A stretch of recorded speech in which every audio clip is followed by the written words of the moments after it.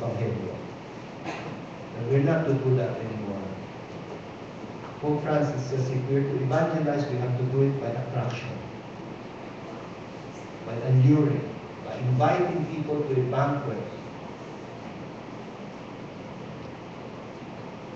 by living up the Christian life and making it so attractive that people would say, these must be Christians, they love one another. And lastly,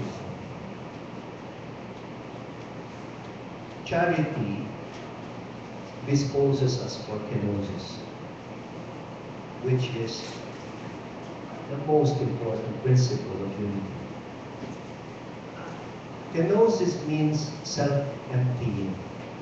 And our inspiration for that is Philippians chapter 2. Memorize nyo lahat ito. We read it in your liturgy of the hours. St. Paul says, and this is his plea for unity and humility. If there is any encouragement in Christ, any solace in love, any participation in the Spirit, any compassion and mercy, I beg you, brothers and sisters, to complete my joy by being of the same mind, with the same love, united in heart, yung mga na yun, meron siyang nire-refer.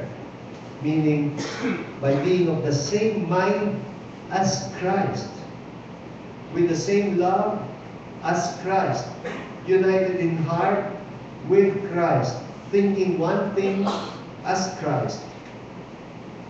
Siya ang ating point of reference. And he says, do nothing out of selfishness or out of vain glory. Rather humbly regard others as more important than yourselves. A very important principle of unity.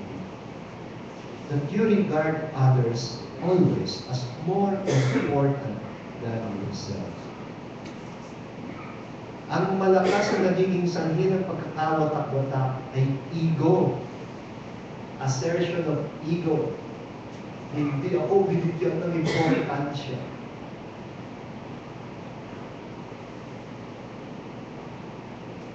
Regard others always as more important than yourselves.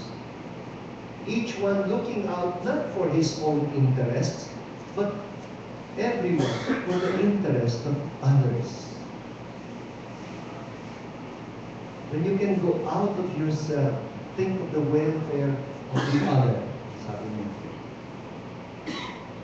And of course, he says, if you want to maintain unity in the church, you must have among yourselves the same attitude that is also yours in Christ Jesus.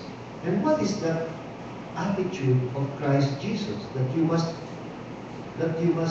have among yourselves? He says, you must have the same attitude that is in Christ Jesus, who, and then the hymn follows,